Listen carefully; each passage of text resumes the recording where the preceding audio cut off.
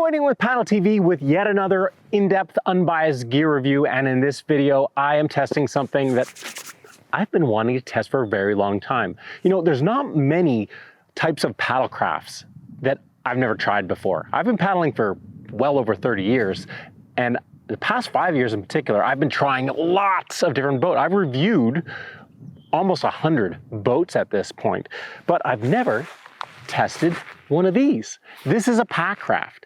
And if you don't know what a packraft is, well, let me tell you. A packraft is a very small inflatable boat that is designed to be highly portable. They range from 5 to 15 pounds in weight. And the idea is that you can throw them into your backpack or make it part of your backpacking gear. So when you get to a body of water, then you can take your backpacking to the water. So they have to be small and lightweight in order to allow that. But they're more than that. They've evolved a great deal over the time to be able to actually stand on their own as paddling crafts, to run whitewater, to allow people to explore the backcountry. That's basically it. A small inflatable hybrid between a kayak and a raft that allows you to explore the backcountry. I am testing, and very happily, the Alpacka Expedition, my first packraft ever, and so let's get right into it. But first, I gotta put this thing together. The Expedition is Alpacka's ultimate do-everything backcountry adventure boat. Its price starts at $1,725 US. It's 8 feet 1 inch long. It's 36 inches wide. It weighs only 8.4 pounds or 3.8 kilos. It has a capacity of 350 pounds or 160 kilos. Its primary use, well, they say for pretty much any adventure. The Expedition Packraft comes with an inflation bag, stuff sack, and repair kit. It has an inflatable seat, adjustable back band, 4-point thigh straps, whitewater foot brace, a cargo fly zipper so that you can access the inside of the raft for storing gear. It comes with a fixed whitewater deck or a removable whitewater deck if you want to paddle it open. It has a hard PEX combing to accept a skirt, and it comes with an ultralight nylon skirt. It's made from 210 denier nylon and has an 840 denier ballistic nylon floor. What a funny little boat. But what a cool design. You know, packrafts, I can't believe I haven't tried them before, but putting this thing together, while I was doing it, I was thinking to myself, oh, that's cool. Oh, that's a neat idea. Ooh, that's a smart way they did this. I am really looking forward to getting this thing on the water and seeing how it actually paddles, but I have high expectations. This is going to be fun. Now, if only I could get someone to carry me to the water. Well, this might be a bit of an aggressive way to start the test at one of the biggest rapids on the Ottawa River, but it's a whitewater boat. This is whitewater. And worst case scenario, I swim and I'm cold and a little scared. Here we go. All right, here we go, here we go, here we go.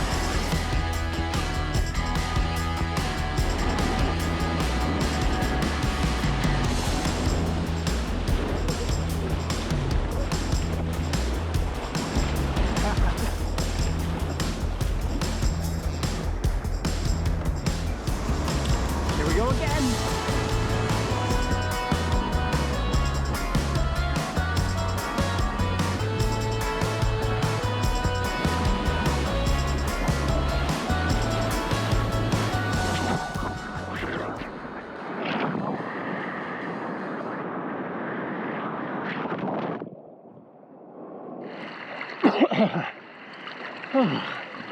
I haven't swum in a long time. Come on, boat. Catch up.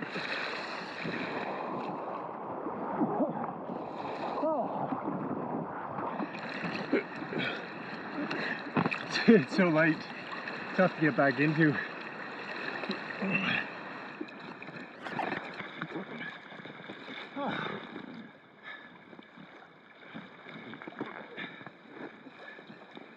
Well, now I remember how exhausting it is to swim. Yikes.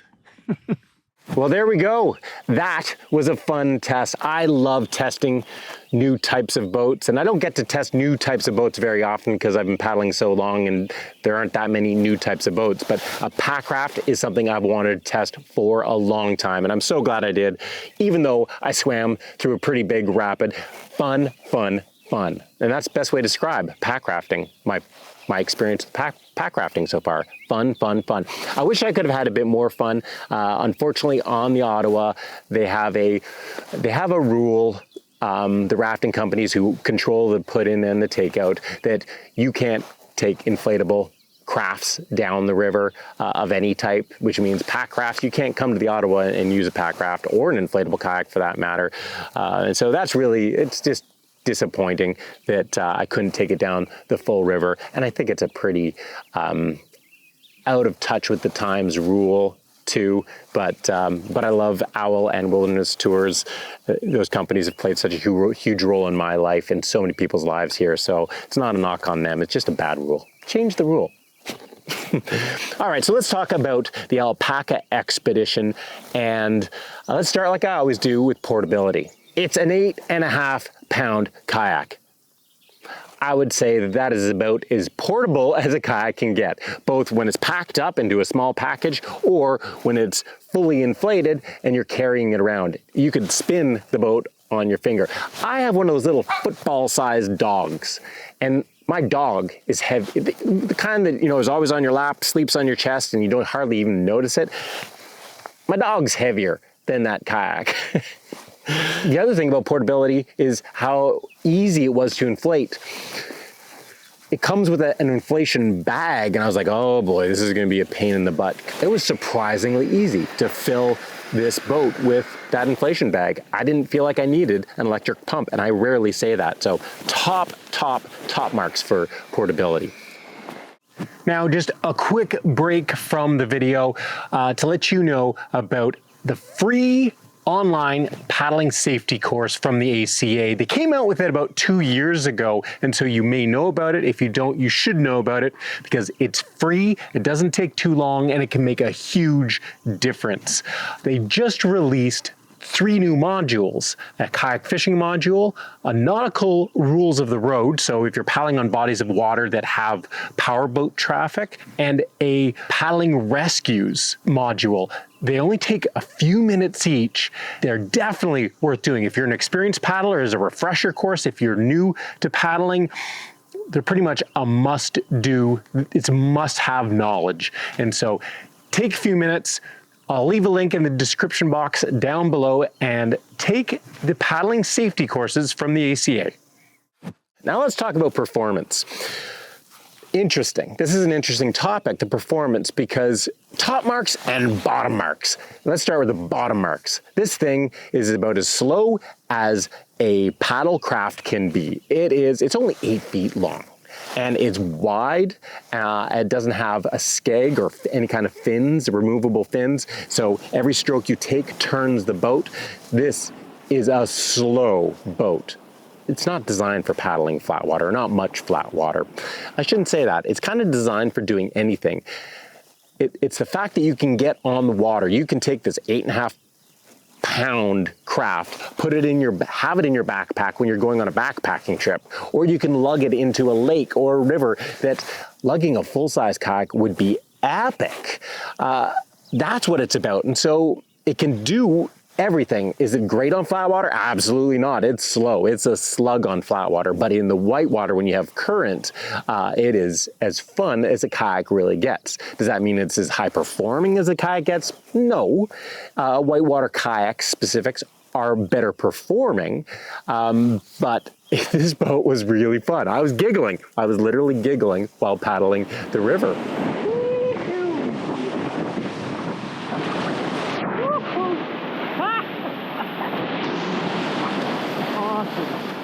Oh my gosh, that is fun.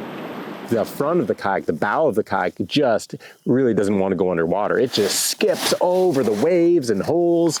It's remarkably stable, but you know, the flip side to that and why it doesn't get, loses some points on the performance side is it's so stable because it's basically a flat bottom boat. It's really hard. You can't really hold it on edge at all. You can put your weight to one side and pulls up a little bit, but you're not really edging aggressively this kayak. And that's actually how I ended up flipping, is if that was a whitewater kayak I was in, I would have been able to edge the kayak appropriately and get the kayak out of that situation. I tried, I couldn't, and well, I swam. So performance-wise, sum that up, very slow on flat water, super fun in current, and very forgiving in real whitewater. Stability, I already touched on that too. Very stable boat. Now the seat of the packraft is inflatable, and so I played around with that because it's can be quite thick if you inflate it a fair bit, and that raises your center of gravity. That brought me up, and at the top of the rapid, I was like, you know what? I actually don't want to be this high. I want to drop down, so I let some air out of it and drop down low. But then I actually was like, hey, you know what? I'm too low. I feel like I'm in a bathtub almost, and so I put a bit more air in, and I found that happy place that really balanced stability, but also comfort and performance. So that was really cool to be able to play around with your height, your seat height, or your sitting position. Comfort-wise, very comfortable. There's plenty of room. That's fair to say.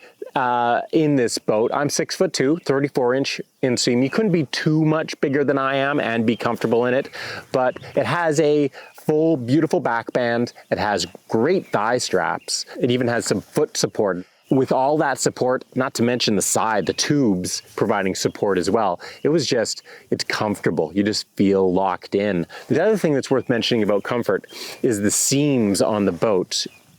Your hands are hitting the side of the boat quite a bit. It's very smooth. There's no there's no edge that you just keep hitting, go, that's gonna get annoying. Not at all. It's just, it's a comfortable boat. That's all I gotta say about it.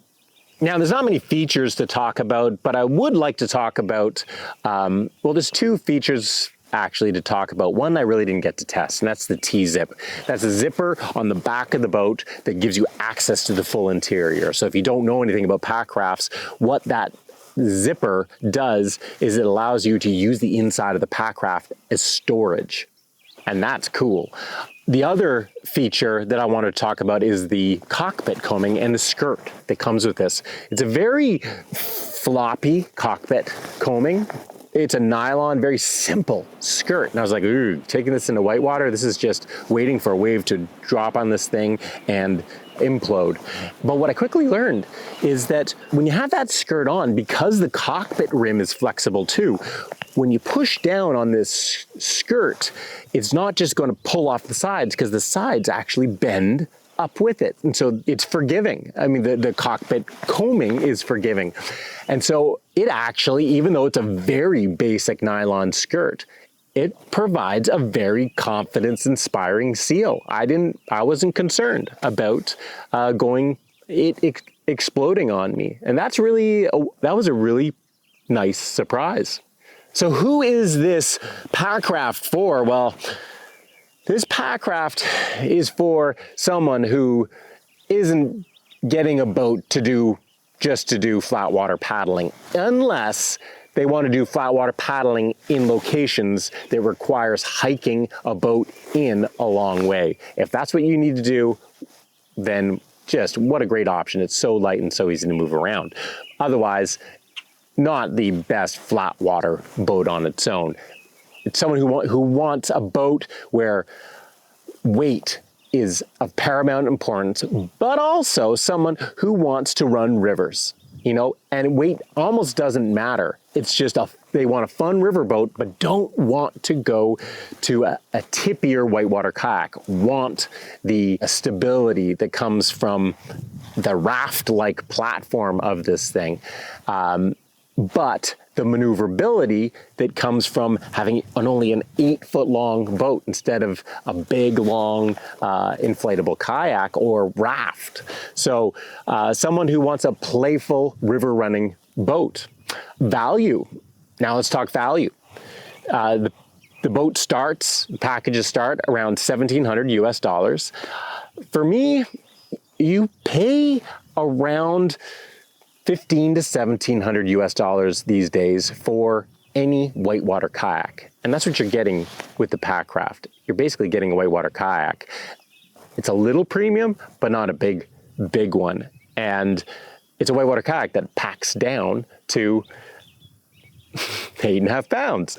So is it worth it? Absolutely. If this is the type of boat that you're looking for, then it's definitely worth the $1,700. Is it going to be worth it to everyone? Absolutely not. It is very much a specialty type of boat. It's not going to make sense to more people than it makes sense for. But for the people it does make sense for, it's going to make a lot of sense. And the price is in line with my expectations for sure.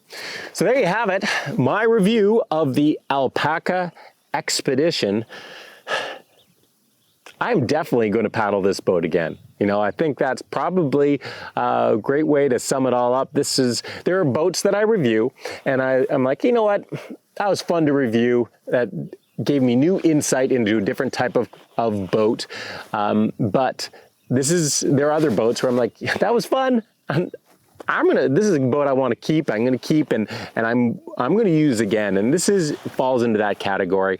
Whether it's this boat specifically or pack rafts in general, I'm intrigued now. This is my first time trying a pack raft, and the last time I think I felt this way was when I tried a pack boat, which is a hybrid kayak canoe, for the first time.